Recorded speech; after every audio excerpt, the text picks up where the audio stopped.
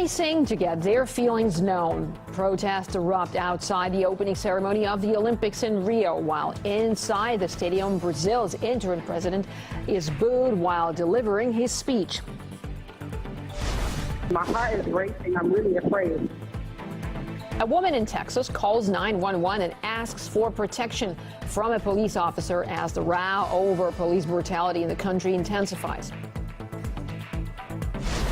And French authorities spark outrage after trying to force a halal shop to sell alcohol and pork.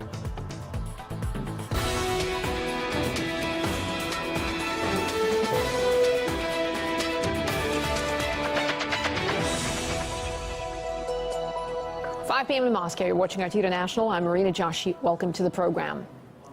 Now, heavy clashes and street demonstrations have stolen some of the limelight from the opening of the Rio Olympics. Police used tear gas and stun grenades against crowds who were protesting at government corruption and the monumental cost of hosting the games. Many people have reportedly been injured in the violence.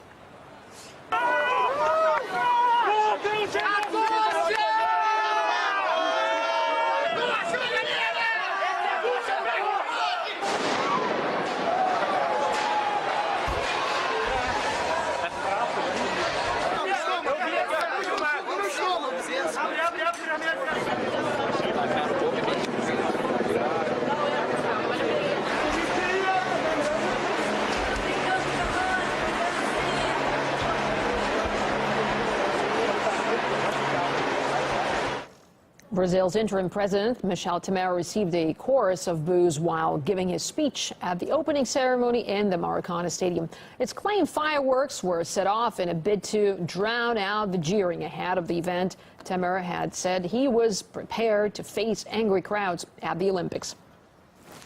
I am totally ready. At the Maracanã, they even boo the moment of silence. I have to carry out my institutional duty. The Brazilian city of São Paulo has also witnessed protests directed at the interim president and the cost of the Olympics. Temer took up the reins of power when President Dilma Rousseff was suspended in order to face a controversial impeachment trial earlier this year. Over the last few months, Brazil has seen a wave of mass demonstrations. Experts say it's hardly surprising given the failure of government reforms and a deep financial crisis.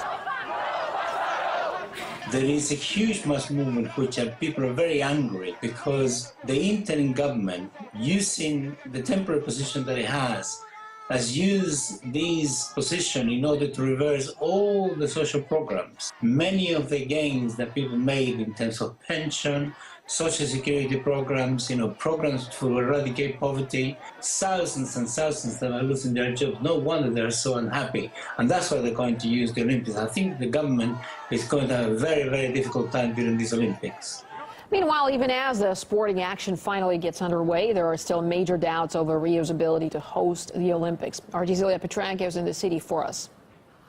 Rio has received a fair share of criticism about the general level of preparedness, the condition the city's in.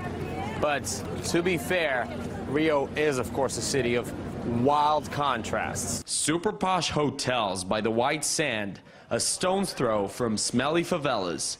Some of these neighborhoods are no-go zones even for police. What can happen with me, I don't even use my phone on the street, and I can't do this normally, I can't. I need to pick up my phone and go to a shopping mall or, I don't know, to a store to answer my phone. How are the fans supposed to survive in this city? Oh, now I'm feeling really safe, even the tourists and even people that actually lives here. Because the army are here, they are in every corner. They are looking for people and I think now it's really safe. Well, maybe security's been sorted out. But what about other issues? The Rio Olympics are in crisis. Blocked toilets, leaky pipes, and exposed wiring. Street parties, open dealing. Gas, plumbing and electricity. Lights that don't work, sewage seeping into showers and toilets that don't flush. It's not ready or it's close. I've seen this somewhere. The world's most famous twin toilets. No existing sporting facilities. Possible terror links here. Hotel rooms with mattresses piled up are not nearly ready. Walkways remain unpaved. Russian officials poo-pooed the idea that this would be a common sight at the Games. Both 2 years ago and right now, the media's been really tough on Sochi and Rio. Seen any of these pictures? Some of this is Rio, some of this is Sochi. Let's ask the crowd if they can tell them apart. What do you think that is, and where do you think that is? It's certainly not my apartment. It seems very big. It's a bathroom. I'd probably say, judging off the news, it's like the Olympic Village or something like that. Yeah. The Olympic Village in Beijing. Which one? That's Beijing. Beijing, I think. Probably United States. United States? Yeah. That would be London. Beijing. Beijing, I guess, yeah. Two is Beijing. These are, I'm not sure. Probably London. Nah, we'd be better than that. London would be much better than that. Yeah, London. I remember, yes. It was from the news in Russia. I remember. The world's most famous twin toilets. I hope it's not the athletes' accommodation. They look similar. I mean, this one I'd probably say here, judging off the building in the back. Yeah, you're right. This village, this is. Yes. I stay in here, and this is. 1 in 4 is Rio. Really? Yeah.